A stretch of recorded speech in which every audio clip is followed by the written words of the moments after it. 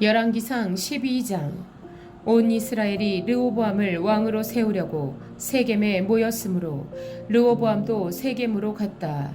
느바세 아들 여로보암도 이 소문을 들었다.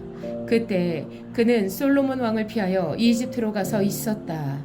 이집트에서 사람들이 여로보암을 불러내니 그가 이스라엘의 모든 회중과 함께 르호보암에게로 가서 이렇게 말하였다. 임금님의 아버지께서는 우리에게 무거운 멍에를 메우셨습니다.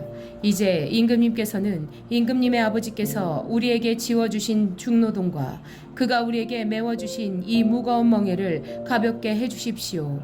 그러면 우리가 임금님을 섬기겠습니다. 르호보암이 그들에게 말하였다. 돌아갔다가 사흘 뒤에 나에게로 다시 오도록 하시오. 이 말을 듣고서 백성들은 돌아갔다. 르호보암은 왕은 부왕 솔로몬이 살아있을 때 부왕을 섬긴 원로들과 상의하였다. 이 백성에게 어떤 대답을 해야 할지 경들의 충고를 듣고 싶소. 그들은 르호보암에게 이렇게 대답하였다. 임금님께서 이 백성의 종이 되셔서 그들을 섬기려고 하시면 또 그들이 요구한 것을 들어주시겠다고 좋은 말로 대답해 주시면 이 백성은 평생 임금님의 종이 될 것입니다. 원로들이 이렇게 충고하였지만 그는 원로들의 충고를 무시하고 자기와 함께 자란 자기를 받드는 젊은 신하들과 의논하면서 그들에게 물었다. 백성들이 나에게 부왕께서 메워주신 멍에를 가볍게 하여 달라고 요청하고 있소. 이 백성에게 내가 어떤 말로 대답하여야 할지 그대들의 충고를 듣고 싶소. 왕과 함께 자란 젊은 신하들이 그에게 말하였다. 이 백성은 임금님의 아버지께서 그들에게 메우신 무거운 멍에를 가볍게 해달라고 임금님께 요청하였습니다. 그러나 임금님께서는 이 백성에게 이렇게 말씀하십시오. 내 새끼손가락 하나가 내 아버지의 허리보다 굵다. 내 아버지가 너희에게 무거운 멍에를 메웠다. 그러나 나는 이제 너희에게 그것보다 더 무거운 멍에를 메우겠다.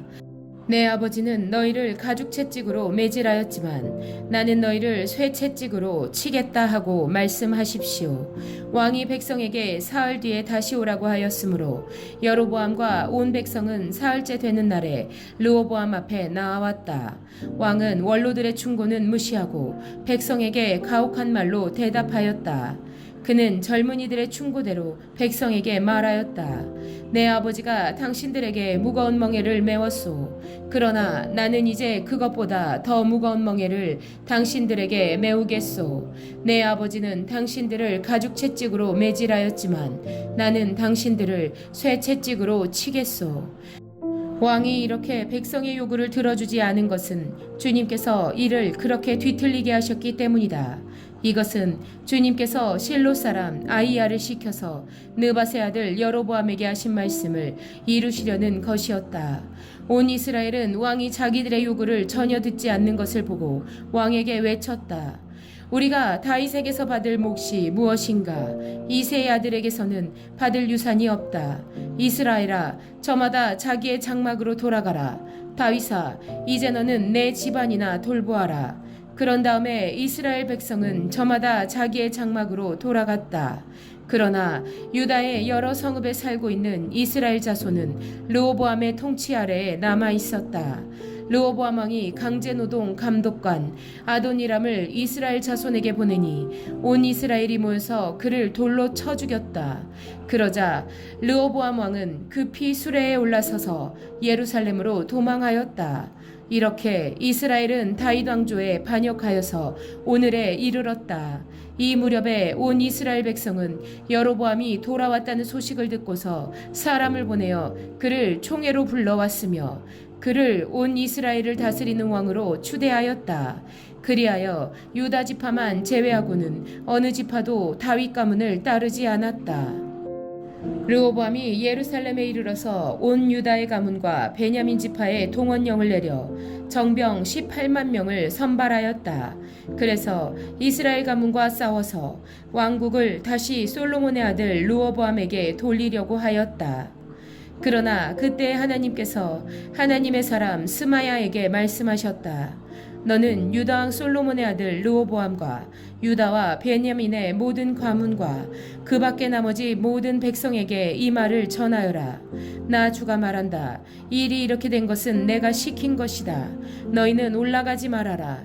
너희의 동족인 이스라엘 자손과 싸우지 말고 저마다 자기 집으로 돌아가거라. 그들은 이러한 주님의 말씀을 듣고 주님의 말씀에 순종하여 모두 귀향하였다. 여로보암이 에브라임의 산지에 있는 세겜성을 도성으로 삼고 얼마 동안 거기에서 살다가 분우엘 성을 세우고 그리로 도성을 옮겼다. 그런데 여로보암의 마음에 잘못하면 왕국이 다시 다윗 가문으로 돌아갈지도 모른다는 생각이 들었다. 이 백성이 예루살렘에 있는 주님의 성전으로 제사를 드리려고 올라갔다가 그들의 마음이 그들의 옛 주인인 유다 왕 르호보암에게로 돌아가게 되는 날이면 그들이 자기를 죽이고 유다 왕 르호보암에게 돌아갈지도 모른다는 생각이 들었다. 왕은 궁리를 한 끝에 금송아지상 2개를 만들었다. 그리고는 백성에게 이렇게 말하였다. 예루살렘으로 올라가는 일은 너희에게는 너무 번거로운 일이다.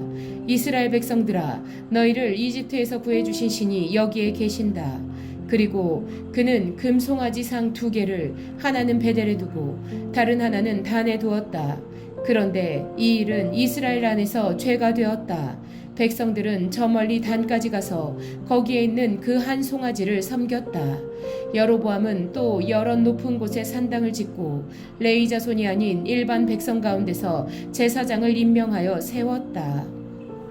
여로보암은 유다에서 행하는 절기와 비슷하게 하여 8째 달 보름날을 절기로 정하고 베델에다 세운 제단에서 그가 만든 송아지들에게 제사를 드렸으며 그가 만든 베델의 산당에서 제사를 집행할 제사장들도 임명하였다.